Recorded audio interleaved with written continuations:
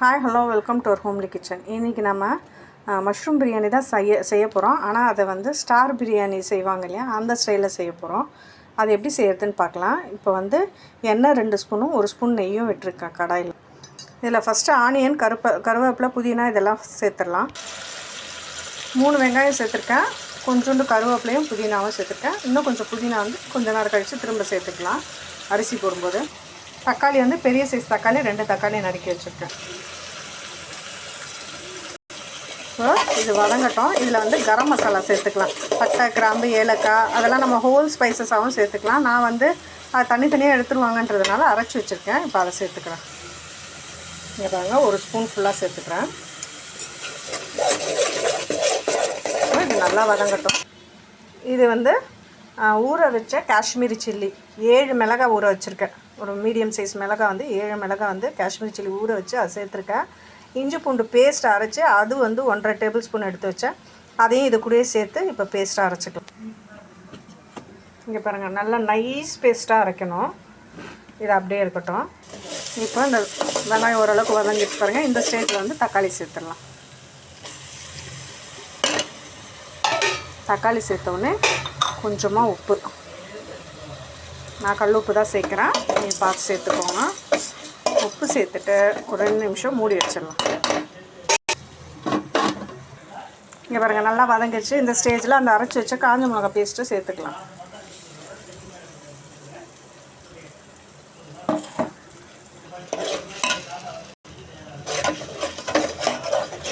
நல்லா கலரி விட்டுடலாம். இது வந்து நல்லா எண்ணெய் பிரிஞ்சது, இதில் பச்சை வாசனை இருக்கும் இல்லையா, அது நல்லா போகணும். இப்போ வந்து இதில் வந்து 1 குழிக்கரண்டி அளவுக்கு தயிர், இது பாருங்கள், குழம்பு கரண்டி இருக்கு இல்லையா, அதில் 1 குழிக்கரண்டி, டேபிள் ஸ்பூன்னா 2 டேபிள் ஸ்பூன் வரும். நல்லா திக்கான தயிர் சேர்த்துட்டு இப்போ இதை கொஞ்சம் நேரம் மூடி வச்சிடலாம். அதில் பச்சை வாசனை போகும். நான் இன்னொரு 1/2 டேபிள் ஸ்பூன் சேர்த்துருக்கேன் தயிர். இதில் மெயின் வந்து அந்த காஞ்ச மிளகா பேஸ்ட்டும் தயிரும் தான். காரம் வந்து அவங்கவுங்க டேஸ்ட்டுக்கு ஏற்ற மாதிரி சேர்த்துக்கோங்க. இது வந்து நான் 3 பேருக்கு செய்கிறேன் சாப்பாடு.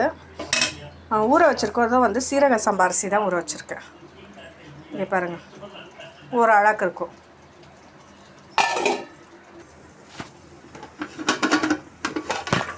இங்கே பாருங்கள், எண்ணெய் நல்லா பிரிஞ்சு வந்திருக்கு. இந்த ஆவிலே மறைஞ்சிருது. எண்ணெய் நல்லா பிரிஞ்சு வந்திருக்கா. இந்த ஸ்டேஜில் என்ன பண்ணலாம், நம்ம வந்து மஷ்ரூம் வச்சுருக்கோம் இல்லையா, இதில் தண்ணி இன்னும் கொஞ்சம் லைட்டாக அந்த தயிரோட தண்ணி இருக்குது. மஷ்ரூமும் டபுள் பீன்ஸும் வச்சுருக்கேன். இந்த பாருங்கள், அது எல்லாத்தையும் சேர்த்துடலாம். இப்போ மஷ்ரூம்லேருந்து கொஞ்சம் தண்ணி வேறு வரும். அதனால் இப்போ இதை போட்டுட்டு, இது பாதி எப்படியோ பாதிக்கு மேலே பச்சை வாசனை போயிருக்கு. இன்னும் இதுவும் வதங்குற ஸ்டேஜில் தண்ணி எல்லாம் இதோட மஷ்ரூமில் இருக்க வர தண்ணி எல்லாம் சேர்ந்து வெளியே வந்து வதங்குச்சுன்னா இன்னும் ஃபுல்லாக பச்சை வாசனை போயிடும். இப்போ நம்ம கலரிட்டு திரும்ப தட்டு போட்டு மூடி வச்சிடலாம். அவ்வளோதான், இப்போது மூடி வச்சிடலாம். கலர் பார்த்திங்களா, காஷ்மீரி சில்லியால் எவ்வளோ சூப்பராக இருக்குது. இப்போ வந்து நல்லா கிரேவி மாதிரி எண்ணெய் பிரிஞ்சு வந்துருச்சு. இங்கே வந்து நான் தண்ணி வந்து அளந்து வச்சுருக்கேன். 1 கிளாஸ்க்கு, ஏன்னா அது வந்து சீரக சம்பா அரிசின்றதை 1 கிளாஸ்க்கு 2 பங்கு தண்ணி.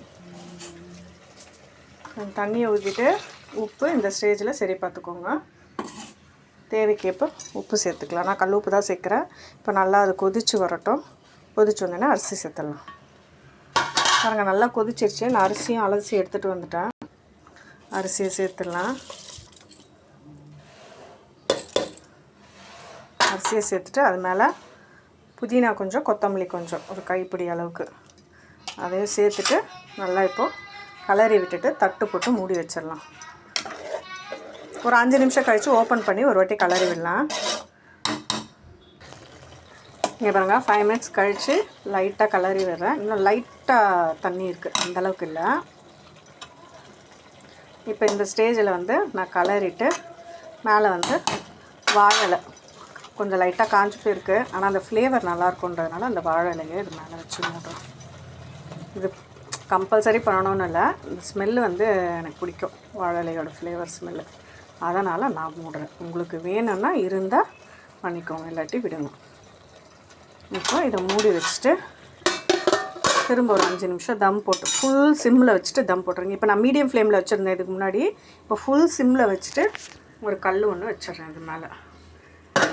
ஆனால் இந்த சிம்மில் வச்சுட்டு 5 நிமிஷத்தில் ஆஃப் பண்ணிவிட்டு அதுக்கப்புறம் ஒரு 10 நிமிஷத்துக்கு திறக்கக்கூடாது. கரண்ட்டு போயிடுச்சு.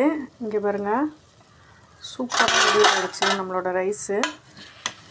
அந்த 5 மினிட்ஸ் தம்மு முடித்து 10 மினிட்ஸ் கழித்து தான் இப்போ ஓப்பன் பண்ணியிருக்கேன். நான் ஃபுல்லாக ஓப்பன் பண்ணல, சாப்பிடும்போது எடுத்துக்கலான்றதுக்காக லைட்டாக உங்களுக்கு எடுத்து சாப்பிட்றேன். பாருங்கள், நல்லா விரையாக இருக்குது பாருங்கள், சூப்பராக. இது செம்ம டேஸ்ட்டாக இருக்கும். காஞ்ச மிளகா பேஸ்ட் வச்சு நீங்கள் இது வரைக்கும் செஞ்சுருக்கீங்களான்னு ட்ரை பண்ணி பாருங்கள், ரொம்ப நல்லாயிருக்கும். இது செஞ்சு பார்த்துட்டு எப்படி இருக்குன்னு மறக்காமல் கமெண்ட் பண்ணுங்கள். இந்த வீடியோ பிடிச்சிருந்தால் லைக் பண்ணி ஷேர் பண்ணி சப்ஸ்கிரைப் பண்ணுங்கள். பாய்.